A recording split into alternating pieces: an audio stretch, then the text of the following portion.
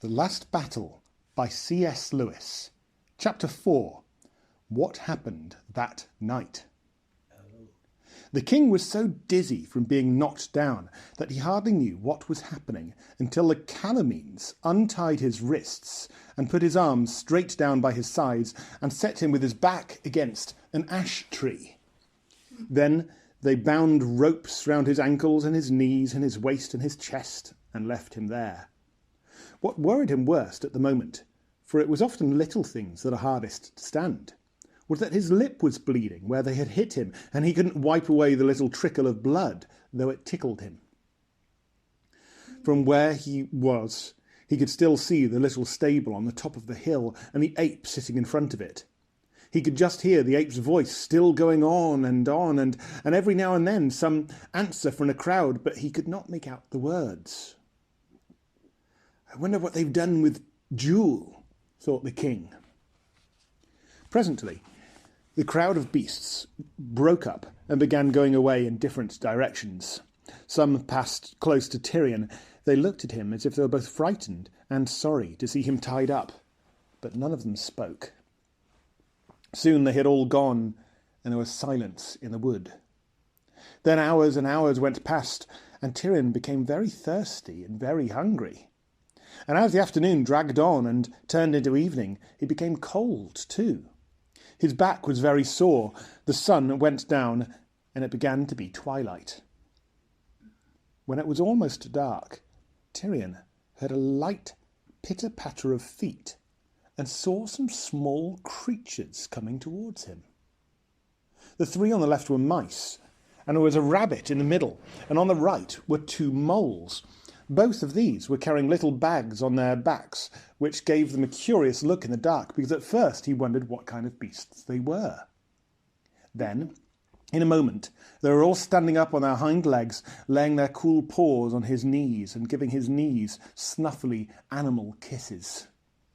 They could reach his knees because Narnian talking beasts of that sort are bigger than the dumb beasts of the same kind in England. "Lord King! Dear Lord King," said their shrill voices, "we are sorry for you. We daren't untie you because Aslan might be angry with us, but we've brought you your supper." At once the first mouse climbed nimbly up until he was perched on a rope that bound Tyrion's chest and was wrinkling his blunt nose in front of Tyrion's face. Then the second mouse climbed up and hung on just below the first mouse. The other beasts stood on the ground and began handing things up. "Drink, sire, and then you'll find you are able to rest," said the topmost mouse, and Tyrion found that a little wooden cup was being held to his lips. It was only the size of an egg cup, so that he had hardly tasted wine in it before it was empty. But then the mouse passed it down, and the others refilled it, and it was passed up again, and Tyrion emptied it a second time. In this way they went on until he had had quite a good drink, which was all the better for coming in little doses, for that is more thirst-quenching than one long draught. "Here is cheese, sire," said the first mouse, "but not very much, for fear it would make you too thirsty." And after the cheese they fed him with oat cakes and fresh butter, and then with more wine. "Now hand up the water," said the first mouse, "and I'll wash the king's face. There is blood on it." Then Tyrion felt something like a tiny sponge dabbing his face, and it was most refreshing. "Little friends," said Tyrion, "how can I thank you for all this?" You needn't," said the little voices. "What else could we do? We don't want any other king. We're your people. It was only the ape and the Calormenes who were against you. We would have fought until we were cut into pieces before we'd let them tie you up. We would indeed. But we can't go against Aslan." "Do you really think it is Aslan?" asked the king. "Oh, yes, said the rabbit. "He came out of the stable last night. We all saw him." "What was he like?" said the king. "Like a terrible great lion, to be sure," said one of the mice. "And Do you really think it is Aslan who is killing the wood nymphs and making you all slaves to the king of Calaman?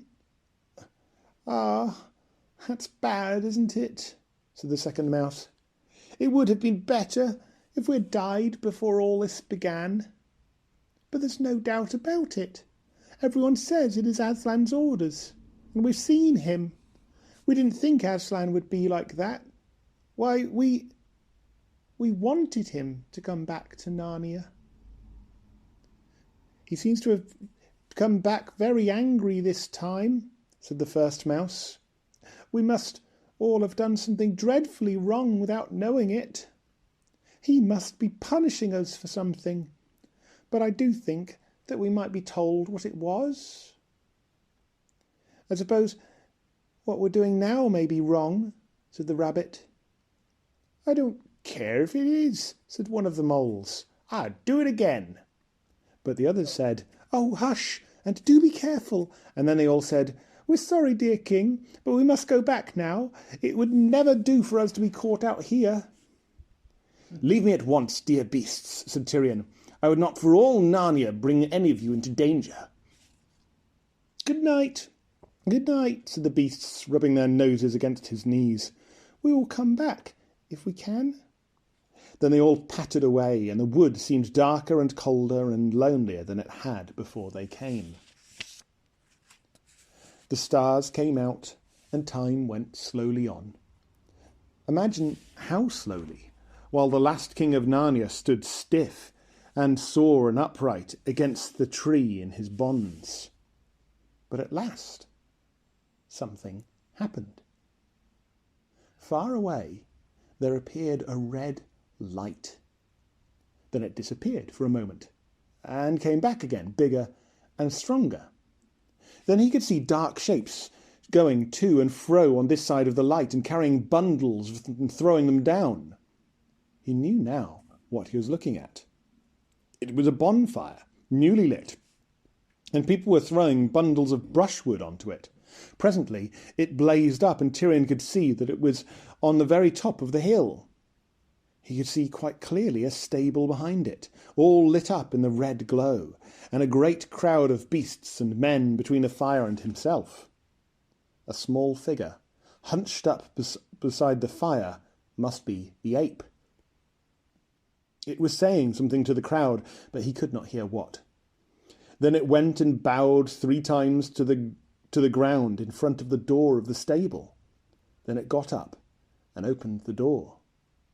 And something on 4 legs, something that walked rather stiffly, came out of the stable and stood facing the crowd. A great wailing or howling went up, so loud that Tirian could hear some of the words. "Aslan! Aslan! Aslan!" cried the beasts. "Speak to us! Comfort us! Be angry with us no more!" From where Tirian was, he could not make out very clearly what the thing was, but he could see that it was yellow and hairy. He had never seen the great lion. He had never seen a common lion. He couldn't be sure that what he saw was not the real Aslan. He had not expected Aslan to look like that stiff thing which stood there and said nothing. But how could one be sure? For a moment, horrible thoughts went through his mind. Then he remembered the nonsense about Tash and Aslan being the same, and knew that the whole thing must be a cheat. The ape put his head close up to the yellow thing's head, as if he were listening to something it was whispering to him. Then he turned and spoke to the crowd, and the crowd wailed again.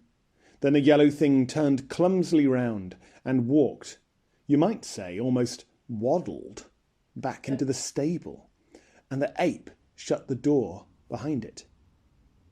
After that the fire must have been put out, for the light vanished quite suddenly, and Tirian was once more alone with the cold and the darkness. He thought of other kings who had lived and died in Narnia in old times, and it seemed to him that none of them had ever been so unlucky as himself.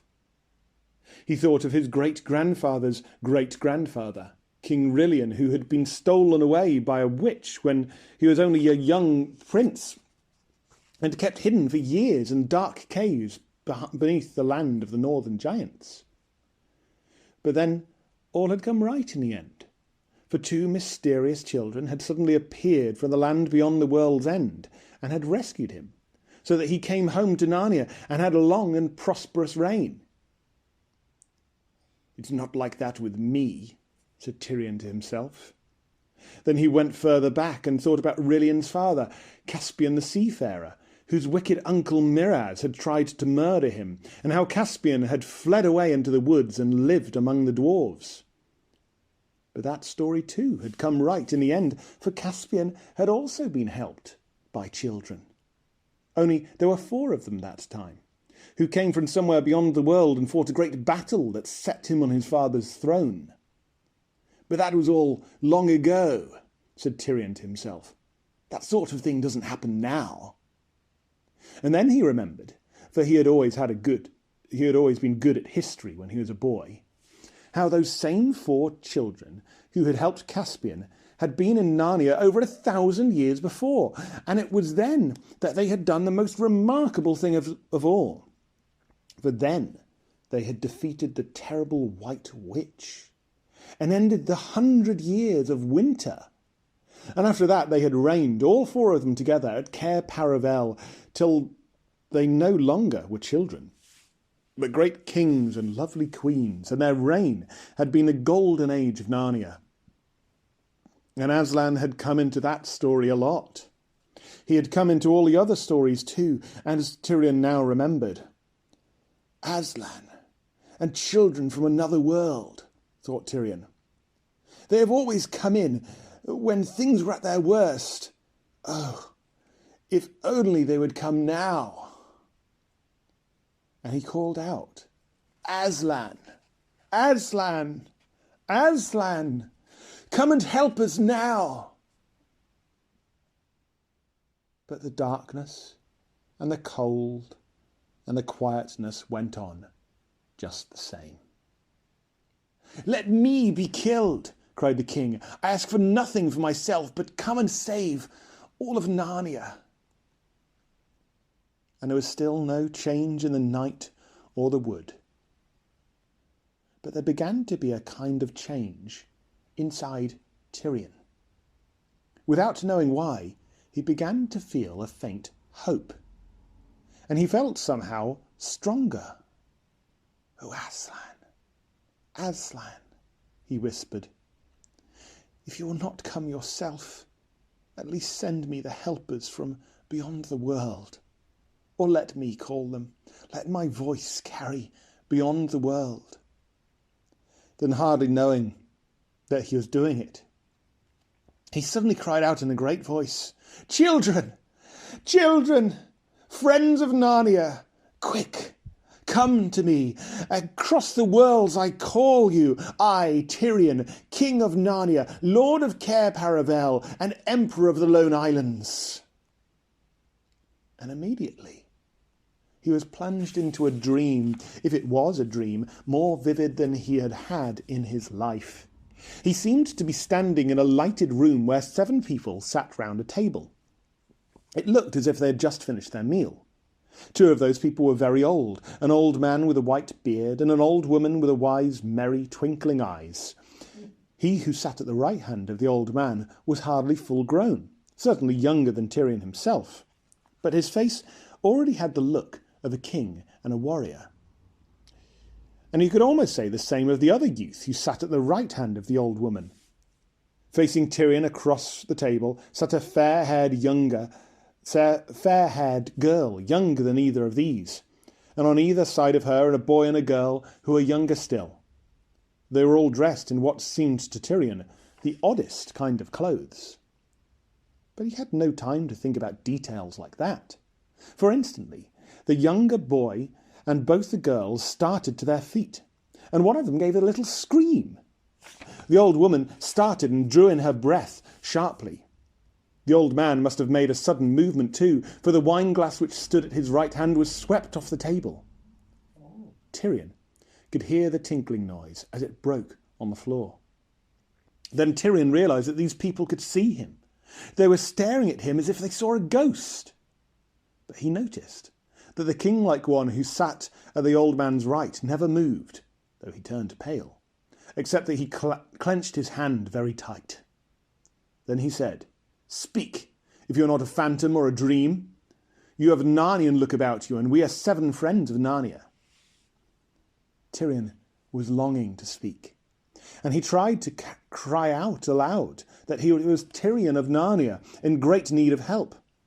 But he found, as I have sometimes found in dreams too, that his voice made no noise at all. The one who had already spoken to him rose to his feet.